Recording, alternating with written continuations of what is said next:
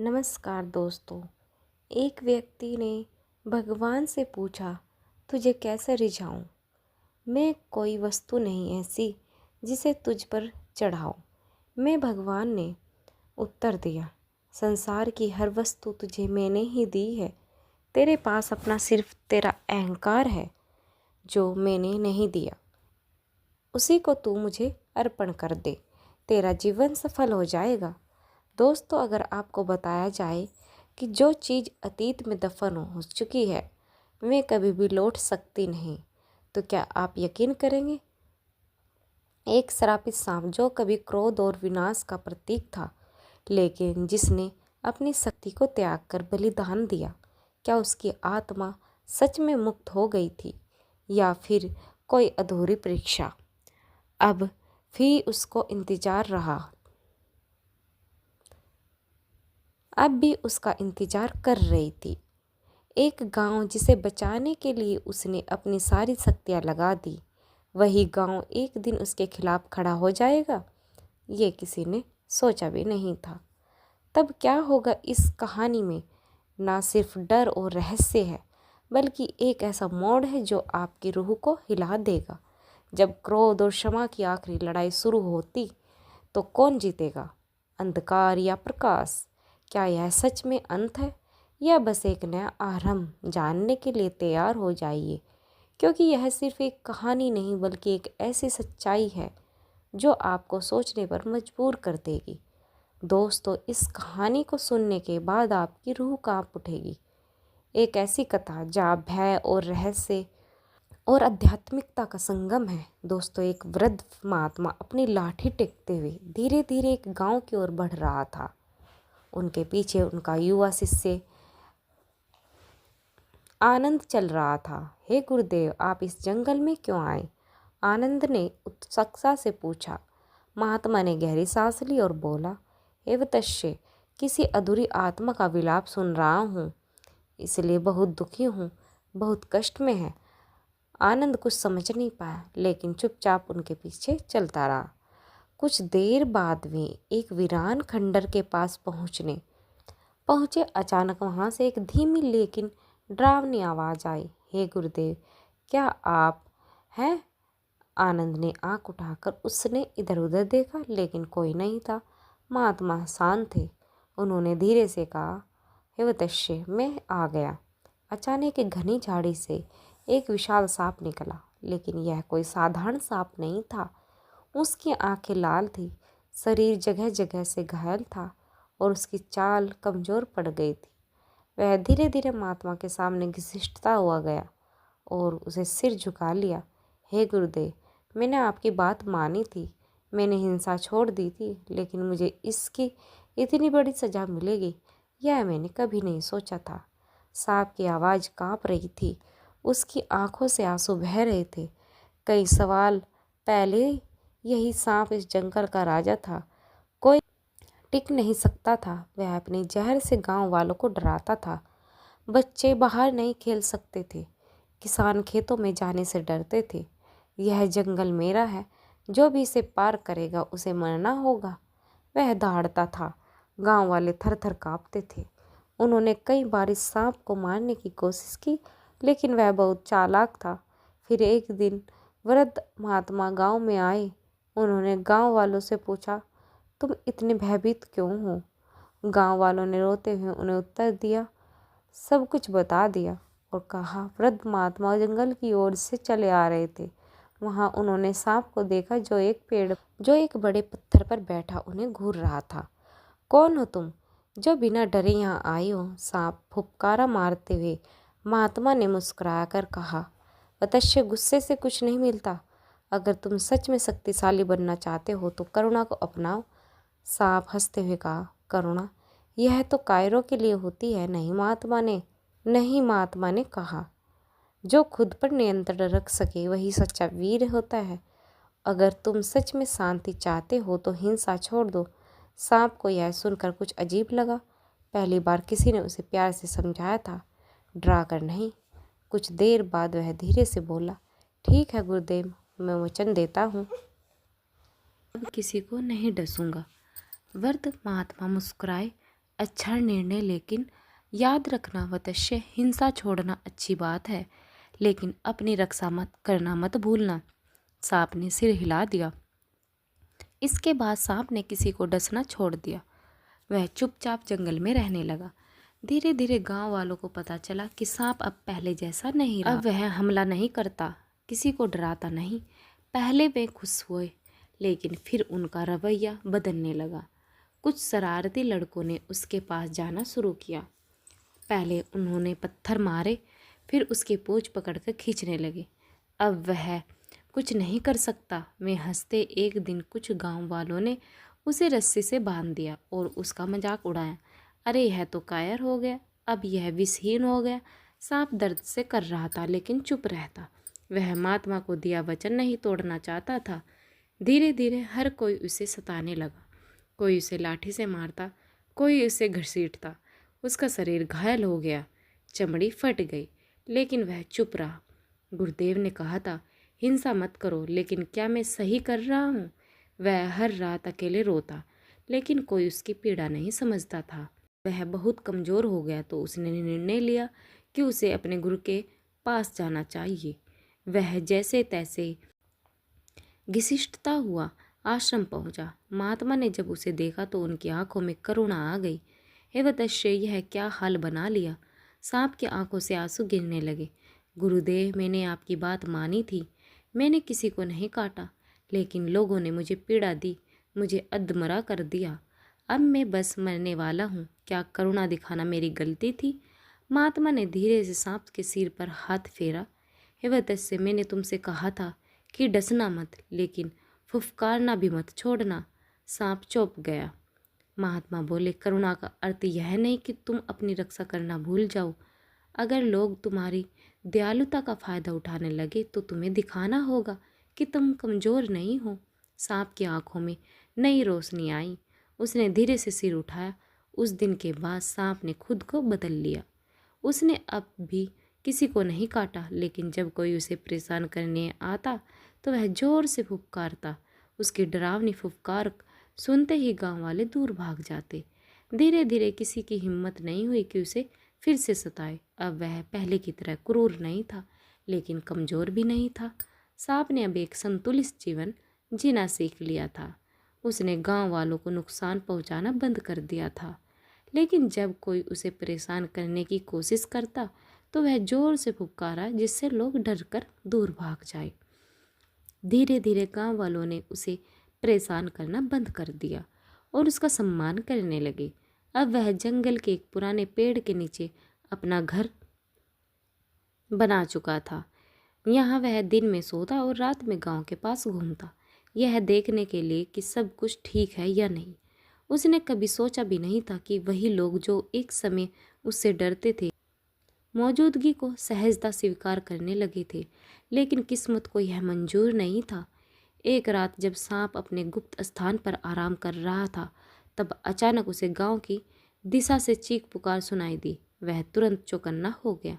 बचाओ, कोई हमें बचाओ! सांप ने तेजी से गांव की ओर रेंगना शुरू किया। जब वह वहां पहुंचा तो कि कुछ अजनबी लोग, जिनके चेहरे नकाब से ढके हुए थे, गांव पर हमला कर रहे थे। उनके हाथों में जलती हुई मशालें थी और वे गांव के घरों में आग लगा रहे थे। गांव वाले डर के मारे इधर उधर भाग रहे थे। यह देखकर सांप का खून खोल उठा। उसके भीतर वही पुराना क्रोध जाग उठा, जिसे उसने वर्षों पहले त्याग दिया था। सांप ने सोचा, क्या मुझे वापस वही बन जाना चाहिए जो मैं पहले था? क्या मुझे इन्हें अपने जहर से ख़त्म कर देना चाहिए? लेकिन तभी उसे अपने गुरु की बातें याद आ गई। हिंसा हमेशा समाधान नहीं होती, लेकिन कभी कभी अपनी शक्ति को दिखाना भी जरूरी होता है। वह धीरे धीरे आगे बढ़ा, अपने विशालकाय शरीर को सीधा किया और एक इतनी भयानक फुफकार भरी कि पूरा गांव गूंज उठा। हमलावर चौंक गए। वे डर के मारे पीछे हट गए। यह क्या है? उनमें से एक चिल्लाया। सांप ने अपनी लाल आंखों से उन्हें घूरा। उसकी फुफकार इतनी जोरदार थी कि मसाले हवा में हिलने लगी। गांव वालों को भी यह देखकर झटका लगा। उन्होंने पहली बार अपने रक्षक को इस रूप में देखा था। हमलावरों ने आपस में देखा। उनमें से एक हंसा, यह तो बस एक सांप है, इसे मार दो। लेकिन जैसे ही वे आगे बढ़े, सांप ने जमीन पर इतनी जोर से फटकार मारी कि धूल का गुब्बारा उठ गया। उसकी आंखों में आग थी और उसका विशाल शरीर एक काली छाया की तरह लग रहा था। अगर तुमने एक और कदम बढ़ाया तो मैं तुम्हें छोड़ूंगा नहीं। उसकी आवाज़ ठंडी और डरावनी थी। यह कोई साधारण सांप नहीं था, यह वही प्राणी था जो कभी मौत का दूसरा नाम था। हमलावर के हाथ कांपने लगे। यह कोई साधारण सांप नहीं, उनमें से एक घबरा कर कहा। सांप ने एक फुफकार भरे और जमीन पर जोर से लपका। हमलावरों को लगा कि वह उन पर हमला करने वाला है। वे बिना समय गंवाए अपनी मसाले फेंककर भाग खड़े हुए। गांव वालों यह देखकर हैरान रह गए। हमलावर भाग चुके थे, लेकिन गांव में आग लगी हुई थी। गांव वाले मदद के लिए इधर उधर भाग रहे थे। सांप ने तुरंत कार्य किया।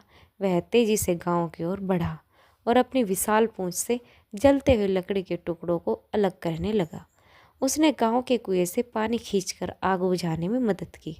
गांव वालों ने जब यह देखा तो उनकी आंखों में आंसू आ गए। यह सांप हमें बचा रहा है, एक वृद्ध बोला। यह हमारा शत्रु नहीं, हमारा रक्षक है। एक महिला रो पड़ी। धीरे धीरे आग बुझ गई। गांव वालों बच गए। जब सब कुछ शांत हो गया तो सांप धीरे धीरे पीछे हटने लगा। अब वह वहां नहीं रह सकता था। गांव वाले उसके पास आए, लेकिन उसने उनकी ओर देखा भी नहीं। तुम कहाँ जा रहे हो? एक बच्चे ने पूछा। सांप ने हल्की मुस्कान के साथ कहा, मैंने जो किया वह मेरा कर्तव्य था, लेकिन अब मुझे जाना होगा। गांव वालों की आंखों में आंसू आ गए। उन्होंने उसे जाने से रोकने की कोशिश की, लेकिन वह धीरे धीरे अंधेरे में गुम हो गया। जब सांप जंगल के गहरे हिस्से में पहुंचा तो वहां वही वृद्ध महात्मा खड़े हुए थे। गुरुदेव, आप, सांप ने धीरे से कहा। महात्मा मुस्कुराए। वत्स्य, तुमने अपनी सच्ची शक्ति को समझ लिया। तुमने ना तो हिंसा का सहारा लिया, ना ही कमजोर बने। तुमने सही संतुलन बनाया। अब तुम्हारा उद्देश्य पूरा हुआ। सांप ने सिर झुका लिया। महात्मा ने आशीर्वाद देते हुए कहा, तुम्हारा समय समाप्त हो गया है, लेकिन तुम्हारी कहानी हमेशा जीवित रहेगी। और जैसे ही उन्होंने यह सांप का शरीर धीरे धीरे चमकने लगा, उन्होंने यह कहा, सांप का शरीर धीरे धीरे चमकने लगा। एक रहस्यमय प्रकाश उसके चारों ओर फैल गया और देखते ही देखते वह हवा में विलीन हो गया। हमलावर के भागने के बाद गांव में कुछ दिन शांति बनी रही। गांव वाले अब सांप को सम्मान की दृष्टि से देखने लगे। लेकिन एक दिन कुछ अजीब हुआ। जंगल के अंदर जहां सांप अब रहता था, वहां से अजीब सी आवाजें आने लगी। पक्षी अचानक डरकर उड़ने लगे और जानवरों ने जंगल को छोड़ना शुरू कर दिया। गांव के कुछ शिकारी जब जंगल गए तो वे घबराते हुए लौटे। वहां कुछ है, एक शिकारी कांपते हुए बोला। गांव का मुखिया और महात्मा चिंतित हो गए। क्या तुमने देखा कि वह क्या था? महात्मा ने शांत स्वर में पूछा। शिकारी ने सिर हिलाया। नहीं, लेकिन ऐसा लगा जैसे कोई प्राचीन बुरी आत्मा जाग गई हो। सांप को यह सुनकर बेचैनी हुई। वह अब गांव और जंगल का रक्षक बन चुका था। उसने निश्चय किया कि वह स्वयं इस रहस्य का पता लगाएगा। अगली रात वह चुपचाप जंगल के गहरे हिस्से में गया, जहां से हलचल हो रही थी। जैसे ही वहां पहुंचा, हवा अचानक ठंडी हो गई। पेड़ों की टहनियाँ सूख कर गिरने लगी और जमीन पर अजीब सी नीलापन फैल गया। तो आखिर तुम आ ही गए, एक गहरी डरावनी आवाज़ चारों तरफ गूंज गई। सांप तुरंत सतर्क हो गया। उसने इधर उधर देखा, लेकिन कोई दिखाई नहीं दिया। कौन है वहाँ? सांप ने फुफकारते हुए पूछा। अचानक एक बड़ा काला धुंधला आकार पेड़ों के बीच से निकला। उसकी लाल आंखें चमक रही थी और उसका शरीर हवा में तैर रहा था। मैं इस जंगल की शापित आत्मा हूँ। वर्षों से मैं यहाँ सो रहा था, लेकिन तुम्हारी करुणा और शक्ति ने मुझे फिर से जगा दिया। सांप का आवाक रह गया। तुम्हें क्या चाहिए? उसने पूछा। मुझे इस जंगल पर राज करना है और इसके लिए मुझे तुम्हें मिटाना होगा। आत्मा गरजी। अचानक आत्मा ने सांप पर हमला कर दिया। उसके शरीर से काले धुएं के पंजे निकले और सांप को जकड़ लिया। सांप ने दर्द से चीख मारी, लेकिन उसने हार नहीं मानी। वह तेजी से लपका और आत्मा को काटने की कोशिश की, लेकिन उसके दांत धुएं में समा गए। मैं कोई साधारण जीव नहीं, एक अभिशाप हूँ। आत्मा हंसी, लेकिन सांप को अपने गुरु के शब्द याद थे। हिंसा हमेशा हल नहीं होती, लेकिन शक्ति को नियंत्रित करना ही चाहिए। सच्ची बुद्धिमत्ता है। उसने अपनी पूरी ताकत लगाकर और जोर से फुफकारते मारी। उसकी फुफकार इतनी जबरदस्त थी कि जंगल के पेड़ हिल गए और आत्मा कुछ पल के लिए पीछे हट गई। तुम मुझे रोक नहीं सकते, आत्मा चीखी और दोबारा सांप पर झपड़ी। अब सांप समझ चुका था कि यह युद्ध आसान नहीं होगा।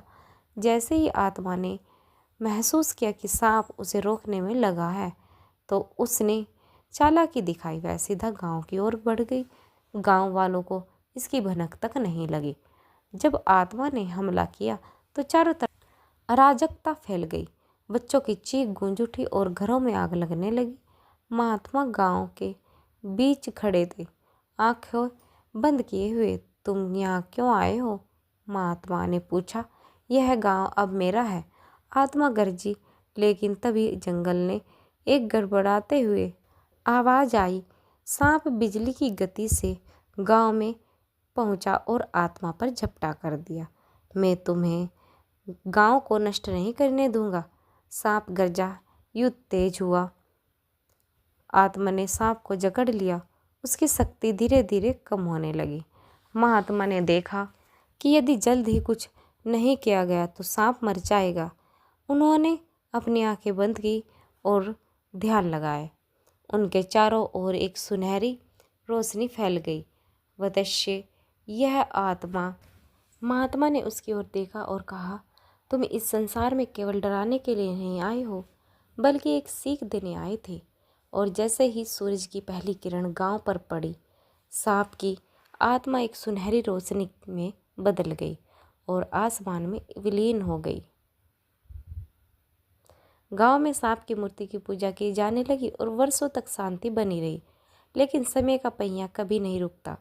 एक दिन गांव के कुछ लड़खड़ारे जंगल में जैसे ही उन्होंने पेड़ काटने के लिए कुल्हाड़ी उठाई, चलाई, हवा में अजीब सी गूंज उठी। अचानक चुप हो गए। जंगल में घना कोहरा छा गया। यह क्या हो रहा है? एक दिन जैसे ही उन्होंने पेड़ काटने के लिए कुल्हाड़ी चलाई, हवा में अजीब सी गूंज उठी। पक्षी अचानक चुप हो गए और जंगल में घना कोहरा छा रहा था। यह क्या हो रहा है? एक लकड़हारे कांपते हुए स्वर में बोला। उसके साथी ने आगे बढ़कर देखा। सामने जमीन पर एक अजीब निशान बना हुआ था, ठीक वैसे ही जैसे सांप की कुंडली होती है। यह शुभ संकेत है। मुखिया ने जब यह सुना तो उसका चेहरा सफ़ेद पड़ गया। महात्मा, जो अब बहुत वृद्ध हो चुके थे, उन्होंने आंखें बंद कर ध्यान लगाया। कुछ पल बाद उन्होंने गहरी सांस ली और कहा, सांप लौटने वाला था, लेकिन किस रूप में वह अभी स्पष्ट नहीं हुआ।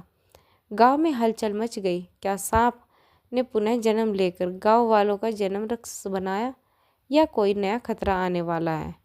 उसी तरह जब चंद्रमा अपने पूर्ण चमक में था, जंगल का सबसे गहरा हिस्से में कुछ विचित्र घटनाएं हुई।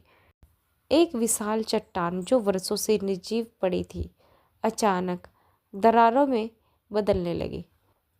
नीली रोशनी फूट पड़ी और उसके भीतर से एक नया सांप जन्मा। पहले से भी विशाल, पहले से भी अधिक शक्तिशाली, लेकिन उसकी आंखों में गहरी शांति थी। मैं कौन हूँ? सांप फुसफुसाया। लेकिन उसकी आत्मा के भीतर पिछले जन्म की सारी यादें हैं। उसे सब कुछ याद आया। गांव, महात्मा और आत्मा से युद्ध और उसका बलिदान क्या होता है? यह मेरी नई परीक्षा है, उसने खुद से पूछा। जवाब जंगल की हवाओं में था। जहाँ सांप पुनर्जन्म ले चुका था, वहीं गांव भी एक नई विपदा में फंसने वाला था। गांव के पास की नदी अचानक जहरीली हो गई। मछलियाँ मृत हो गई और जो भी पानी पीता बीमार पड़ जाता। गांव के लोग भयभीत थे।